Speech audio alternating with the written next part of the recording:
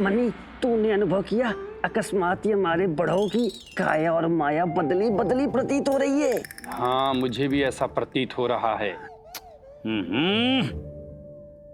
ठीक से पैर दबाना भी नहीं आता। इतने वर्षों तक नृत्य अभ्यास करके क्या सीखा तुमने? नृत्य का पैर दबाने से क्या मेल? मेल का उल्लेख मत करो नर्तकी। इस समय विजयनगर में समय का परिवर्तन चक्र गतिमान है। कब कहां किसका शत्रु से मेल हो जाए कुछ पता नहीं चलता। जरा जोर से पैर दबाओ। अरे इतना जोर से मत दबाओ, थोड़ा धीरे दबाओ। हाँ, कभी तो बोलते हैं जोर से और कभी बोलते हैं कम जोर से। सही से पैर दबाने हैं तो हमारे समीप तबले बजवाइए, अन्यथा हम तो चले। तुम्हारा इतना दुस्साहस, हमें मना करोगी? कौन है यहाँ का राजा? राजा तो एक ही है, महाराज कृष्णदेव राय। नहीं, महाराज कृष्णदेव राय केवल कार्यवाहक राजा हैं। हम हैं यहाँ के वास्तविक राजा, महाराज तथाचार्य।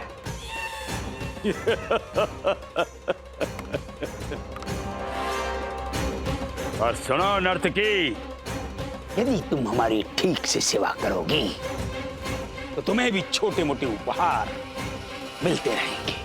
परंतु आप तो गुरुवर हैं। हाँ, अब तो हम मात्र राजगुरु बनकर रह गए, परंतु पूर्व में महाराज के लिए हमारी वाणी आदेश के समान हुआ करती थी।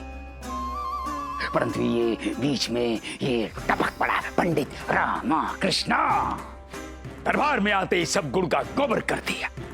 परंतु अब हमारे पैरों में चुभने वाला कांटा स्वयं उस खाई में जा गिरा है जहां से कोई लौट कर वापस नहीं आता।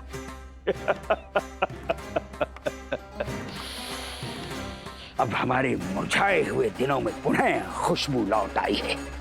अब विजयनगर में केवल और केवल हमारे नाम की हवा चलेगी। और सुनो नर्तकी, हम वो तुम्हारा पुराना बर्ताव सहन नहीं कर पाएंगे। परंतु आप हमें... बस, कोई पुरानी बात नहीं, जो बीत गई सो बीत गई। अब सब नया होगा। सुनो जी महाराज। हम तुम्हें तुम्हारी योग्यता सिद्ध करने का अंतिम अवसर दे रहे हैं। जाओ, हमारे लिए पेशा लड्डू डोसा बना कर लाओ। जाओ। चल मनी, बुड्ढे से अवकाश मांगते हैं। हाँ, और अवकाश मांगकर विजयनगर छोड़ के भाग जाते हैं। चल चल चल। प्रणाम गुरुजी। महाराज महाराज प्रणाम महाराज। महाराज, हमें 1 दिवस का अवकाश चाहिए। अवकाश? कैसा अवकाश? महाराज, आपको तो पता ही है, हमारे पड़ोस में रहने वाली श्री अम्मा गाय, उसके बछड़े छोटी अम्मा गाय का 5 वर्ष पूर्व देहांत हो गया। हमें अत्यंत ही दुख हुआ। हमें उसके देहांत पर दुख व्यक्त करने जाना है। अरे मूर्खो, 5 वर्ष पूर्व मरे गाय के बछड़े का खेद व्यक्त करने जाना है, वो भी अब? महाराज, हमें अचानक में ही याद आया तो हम सोचे इस कार्य को चल के पूरा कर देते, इसलिए। नहीं, तुम खेद छोटी अम्मा का नहीं, पंडित रामा कृष्णा का जताने जाओगे, वो भी उसके आवास पर, उसकी अम्मा और उसकी पत्नी शारदा के समक्ष। नहीं गुरुजी, अभी नहीं जाएंगे। क्यों? अभी क्यों नहीं? नहीं गुरुजी। महाराज, रात में घुसेंगे ना तो अम्मा लाठी से ना हमारा खेल कर देगी। आप तो जानती हैं अम्मा कितनी कुशलता से लाठी चलाती है। हम नहीं जाएंगे। अच्छा, कोई बात नहीं, कल प्रातःकाल चले जाना।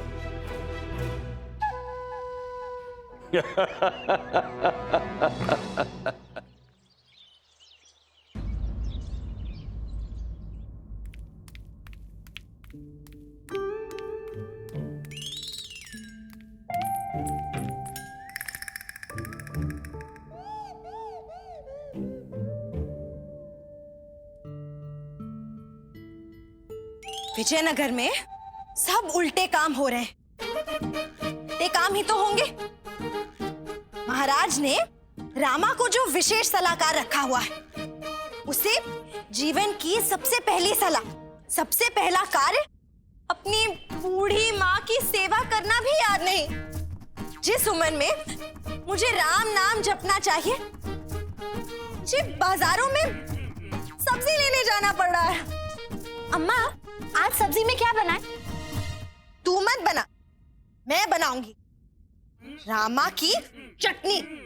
माँ, वो रामा है रामा, घर में प्रवेश बाद में करेगा, पहले ये पूछेगा कि भोजन में क्या है। हाँ लामा, लाज से दल ही नहीं आया, पता नहीं था है। आज घर आएगा तो मैं उसे उसकी नानी याद दिला दूंगी। बचपन में रात को तारे गिनता था, आज उसे दिन में तारे दिखाऊंगी और गिनाऊंगी भी। अम्मा, आपने रामा को क्या खाकर पैदा किया था? एक जगह पर टिकते ही नहीं है। मुझे भी याद नहीं कि मैंने क्या खाकर उसे पैदा किया था।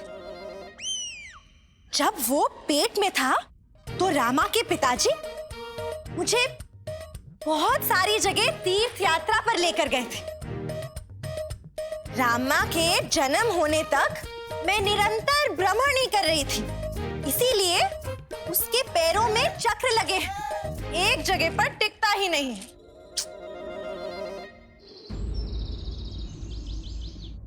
मुझे यहां क्यों लाए हो?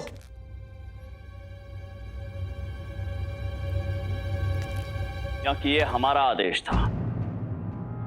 एकांत। महाराज मेरा कोई दोष नहीं है, आप मुझे गलत समझ रहे हैं। मैं तो बस यही तो पंडित रामकृष्ण, यही कि हम आप जैसे आस्तीन के सर्प को पहचान नहीं पाए, समझ नहीं पाए।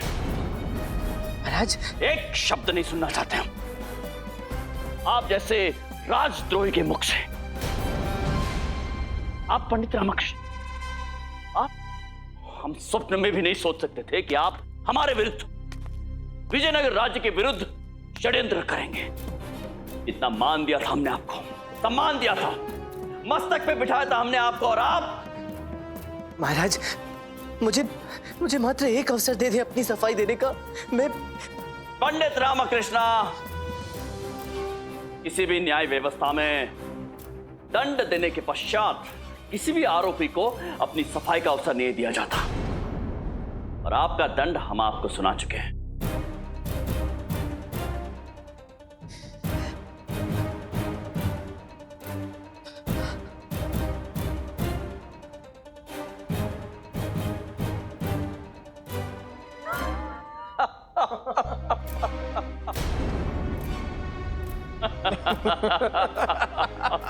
पंडित रामकृष्ण, कैसा लगा आपको हमारा ये खतरनाक कारावासी उपहास? डर गए ना?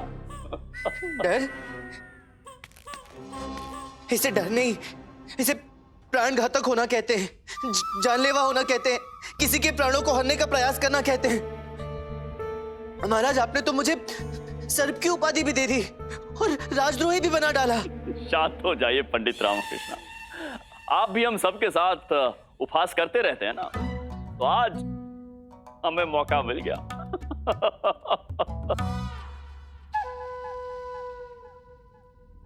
रामा,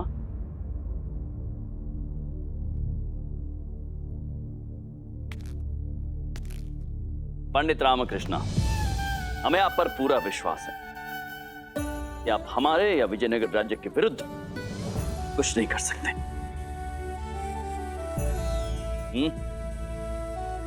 और हमारे उपहास के कारण जो आपको मानसिक तनाव हुआ, उसके लिए हम आपसे क्षमा मांगते हैं। नहीं महाराज, ये आप क्या कर रहे हैं? क्षमा मांगना आपको शोभा नहीं देता। किंतु आपने आज मुझे बहुत डरा दिया था। मुझे लगा कि गुरुवर के द्वारा मेरे विरुद्ध दिए गए सभी तर्कों से आप सहमत हो गए, और अब यहाँ मंत्रीवर्ग के साथ मिलकर मेरे साथ उपहास कर रहे हैं, हंस रहे हैं, वो भी उस समय जब शत्रु विजयनगर के अनहित के लिए तत्पर है। ऐसी गंभीर घड़ी में तो पंडित रामकृष्ण, संयम और विवेकशीलता तो हमारे महाराज की विशेषताएं हैं। और स्मरण रहे, हड़बड़ी में ही सारी गड़बड़ी हो जाती है। ठंडे दिमाग से कोई भी समस्या का समाधान भली भांति निकाला जा सकता है। ये आपसे अधिक कौन जान सकता है पंडित रामकृष्ण। परंतु पंडित रामकृष्ण कुछ बातें अभी हमारी समझ में नहीं आ रही है। जैसे गुरुवर का आप पर राजद्रोह का दोष बढ़ना, मुगल सल्तनत का वो गुप्तचर और वो गुप्त संदेश पत्र। महाराज, हमारे गुप्तचरों ने अभी अभी हमें यह संदेश दिया है कि मुगल राज्य से कोई व्यक्ति विजयनगर आया है और उसी व्यक्ति को आधी रात को विजयनगर की सीमा के पार जाते हुए देखा गया। और इतना ही नहीं महाराज, आगरा के कुछ दूरी पर मुगल सेना की एक टुकड़ी को सक्रिय किया गया है और इस बड़ी सक्रिय टुकड़ी को बहमनी राज्य की ओर भेजा गया है। परंतु योजना अनुसार अब वो टुकड़ी मार्ग बदलकर विजयनगर की ओर आ रही है। महाराज, हमें तो एक बहुत बड़ा संकट का संकेत लग रहा है। महाराज, इस षड्यंत्र की जड़ें गहरी और उनकी योजना अति घातक प्रतीत होती हैं। इसके तहत उनका पहला कदम था मुझे फंसाना और दूसरा विजयनगर पर आक्रमण करना। अर्थात गुरुवर का कथन सत्य था। उन्होंने आपके आवास पर आपको किसी गुप्तचर से बात करते हुए देखा था। कौन गुप्तचर महाराज? मैं तो सो रहा था। जब मैंने उसे देखा ही नहीं तो मैं बात कहां से करूंगा? यदि आप सो रहे थे पंडित रामकृष्ण, तो फिर वो गुप्तचर ये सारी बातें आपके आवास की दीवारों को सुना रहा था।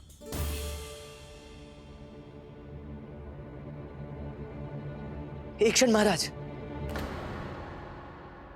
वो मुझसे बातें नहीं कर रहा था, अर्थात वो अपनी बातें किसी को सुना रहा था। किसे सुना रहा था? गुरुवर को। वो बड़ी चालाकी से गुरुवर को अपने पीछे पीछे मेरे निवास स्थान तक लेकर आया, फिर उन्हें दिखा दिखाकर मुझसे बात करने का अभिनय किया। गुरुवर को लगा कि मैं मुगलों से मिला हुआ हूं और वो दौड़े दौड़े आपको सूचित करने के लिए आए। गुप्तचर की यहां तक की योजना सफल हो गई। धनी मनी का मुगल दरबारी से मिलना, उस दरबारी का 2-2 माह वाले व्यक्ति के बारे में पूछना और मुझे उस गुप्त संदेश पत्र का मिलना, इसमें से कुछ भी संयोग से नहीं हुआ है। ये तो मेरे ऊपर दोष डालकर मुझे फंसाने का एकमात्र उद्देश्य था। क्या? हाँ मंत्रीवर, ताकि मुझे रास्ते से हटाया जा सके। वो जानते थे कि गुरुवर और धनी मनी उनकी योजना का अनुमान कभी नहीं लगा पाएंगे और मुझे दोषी साबित करके बंदी बना लिया जाएगा। महाराज, हमें लगता है कि पंडित रामकृष्ण को फंसाने का यह पैतरा थोड़ा कमजोर था।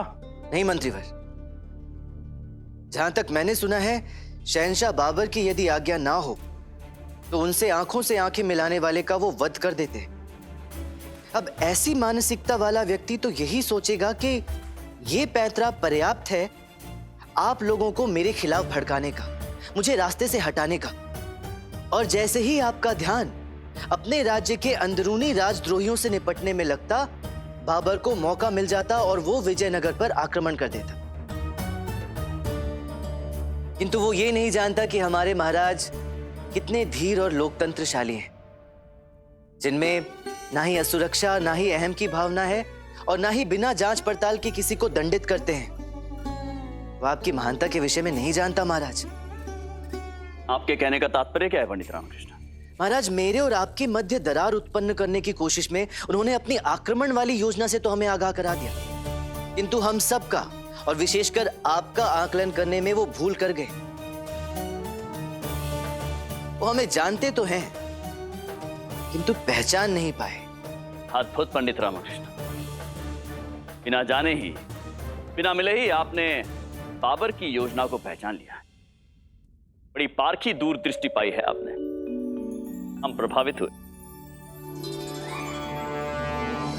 परंतु महाराज, मुगलों की सेना तो विजयनगर की ओर प्रस्थान कर चुकी होगी। तो आने दो उन्हें, आने दो सुल्तान बाबर को। विजयनगर की पावन धरती पर कदम रखने से पहले ही हम। महाराज, मुझे आपसे एक वचन चाहिए। कैसा वचन? यही कि मैं आपसे जो मांगूंगा आप मुझे देंगे। दे देंगे पंडित रामकृष्ण, परंतु वचन क्या है? महाराज यदि मुझ पर भरोसा है तो पहले वचन दे दीजिए। दिया वचन पंडित रामकृष्ण, बताइए क्या बात है? महाराज, युद्ध कभी भी किसी समस्या का हल नहीं हो सकता। वो तो स्वयं एक समस्या होती है, और मैं इस अनावश्यक युद्ध को टालने का प्रयास करना चाहता हूं।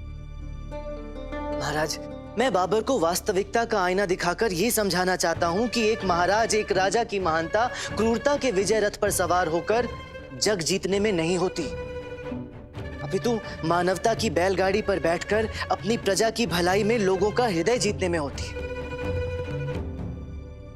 और ये समझाने के लिए मुझे आगरा जाना होगा, और वो भी अकेले। पंडित रामकृष्ण, ये कैसी बातें कर रहे हैं आप? जो आपके विरुद्ध षड्यंत्र कर रहा हो, उसके पास स्वयं जाना आत्मघाती हो सकता है। महाराज, मैं मातृभूमि की रक्षा करने का ये अवसर अपने हाथ से नहीं जाने दे सकता। बाबर मुझे देखकर विचलित हो जाएगा। मैं उसके सामने जाकर उसकी गद्दी हिला दूंगा। उसे पता नहीं कि विजयनगर की रक्षा के लिए मुझ जैसे 100 रामकृष्ण मिट सकते हैं, किंतु उसका सामना करने के लिए मात्र एक कृष्णदेव राय पर्याप्त है। और यही समझ मुझे बाबर को देनी है। भले ही आप और मंत्रीवर मुझे दोषी नहीं मानते, किंतु मुझ पर राजद्रोह का आरोप लगा है, और शीघ्र ही ये बात पूरे विजयनगर में फैल जाएगी। मैं इस कलंक को मिटाना चाहता हूं महाराज।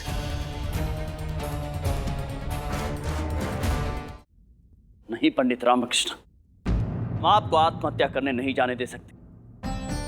महाराज, आपने मुझे वचन दिया है, मैं जो मांगूंगा आप मुझे देंगे।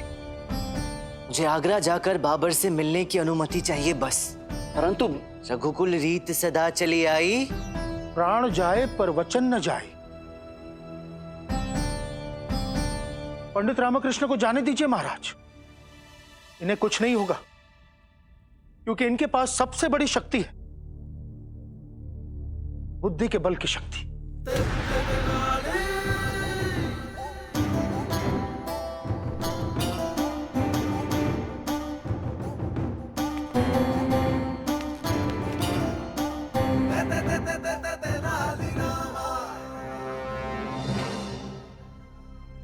आपने हमें वचनबद्ध किया है पंडित रामकृष्ण,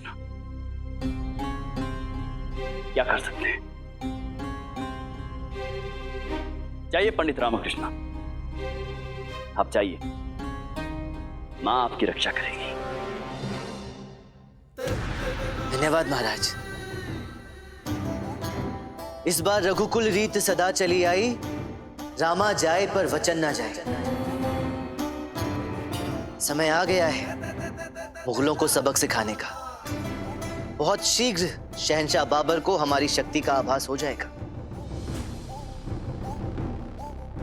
2 मां वाले बेटे को ढूंढ रहे थे ना, वो स्वयं उनसे मिलने आ रहा है।